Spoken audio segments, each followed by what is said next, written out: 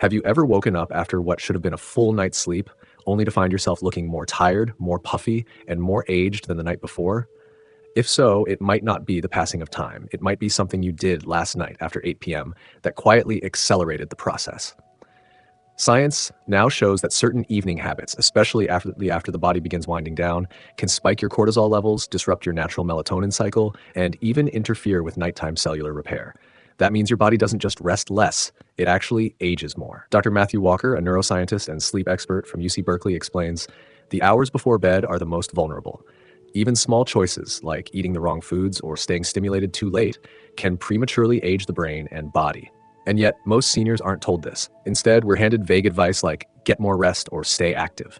But no one warns us how some things we do in the quiet of the evening may be speeding up wrinkles, brain fog, even our risk of chronic disease, all while we sleep. If you've ever felt like your face looks older in the mirror, even after doing everything right, leave a comment below. You're not imagining it. You're not alone. Tonight might be the night that changes everything. The body has its own rhythm, a 24-hour internal clock known as the circadian rhythm. After around 8 p.m. for most adults, that rhythm begins shifting into its restorative phase. The brain lowers its alert signals, melatonin begins rising, and the body prepares to repair. But here's the problem.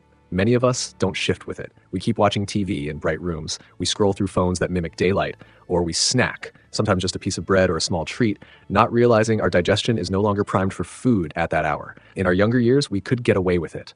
The body bounced back quickly. But after 60, the stakes are different. Studies from the National Institute on Aging show that melatonin levels drop by up to 50% as we age. That means the body's natural signal to slow down and restore is already weaker. So when we do things that go against this fragile rhythm, like eating late, staying stimulated, or keeping lights on, we're not just pushing bedtime.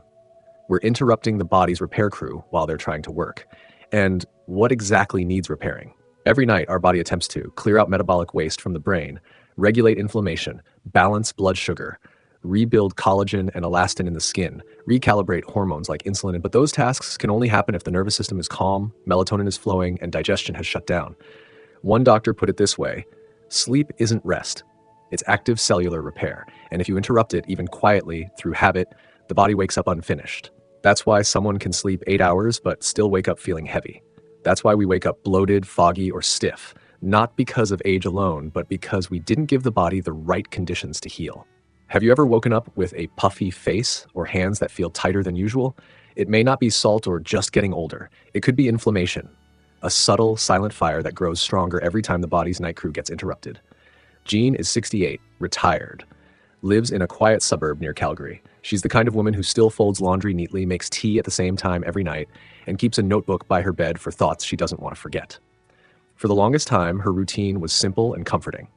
At around 9 p.m., she'd make herself a slice of toast with butter, sometimes a bit of honey. She'd sit by the window with her tea, watching the lights fade from the neighbors' homes. It was her moment of peace. But over the past year, something shifted. She began waking up more tired. Her eyes were puffy, her joints stiff, and her face looked drawn, even after a full night's sleep. She told her daughter, "I don't understand. I'm sleeping well, but I feel older every morning." Her doctor ran tests. Everything looked normal, but Jean felt anything but normal. Her skin seemed to lose its softness. She began having trouble remembering words. She even felt her balance falter when getting out of bed. Then, during a wellness seminar at her community center, a visiting sleep specialist asked the question, "What do you eat or drink after 8 p.m.?" Jean raised her hand, laughing lightly. "Toast and tea, every night for years." The specialist didn't laugh. She explained how food intake, even something as mild as toast, stimulates insulin, which competes with melatonin. And that black tea? Even if decaffeinated, it still contains theobromine, a stimulant that can delay deep sleep onset, especially in older adults whose liver processes caffeine and related compounds more slowly.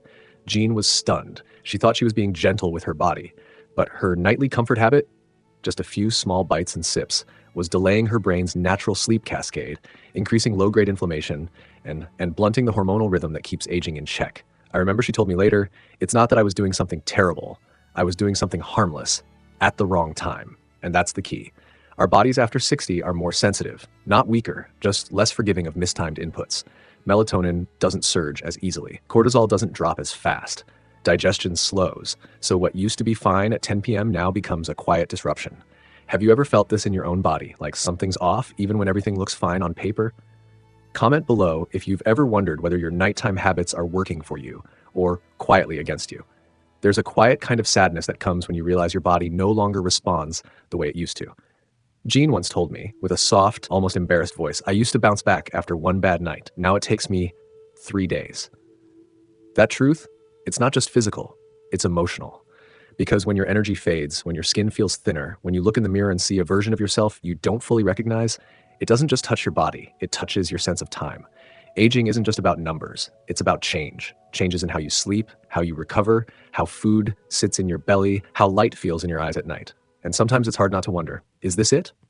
Is the window for change closed? But here's the quiet truth, it's not. You are not stuck in this version of your body. Not yet, not completely, because the body, even at 60, 70, 80, still listens. It listens to rhythm, it listens to kindness. It listens when you begin to give it rest in the way it needs rest. Not just time in bed, but space to heal.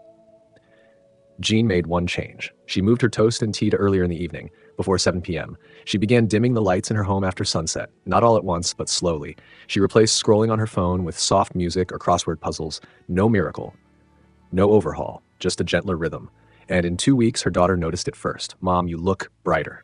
And that's the turning point, when you realize the goal isn't youth, it's vitality, it's clarity.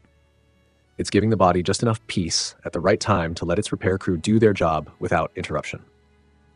Have you ever tried adjusting your evenings, even slightly, and felt a difference the next morning? Let us know in the comments. Your story might be the one that encourages someone else to begin. Not all aging is inevitable. Some of it is timing. Some of it is rhythm. And some of it is just a matter of noticing what your body's been trying to tell you all along. After 60, the rules change. Not because you're broken, but because you've lived long enough to deserve a gentler pace. One where late night habits aren't ignored. One where rest is protected, not postponed. One where your body isn't treated like it used to be, but how it needs to be. You don't need to overhaul your life. You don't need to be perfect. But maybe tonight, after 8 p.m., you simply choose differently. You dim the lights a bit earlier. You close the kitchen an hour before bed.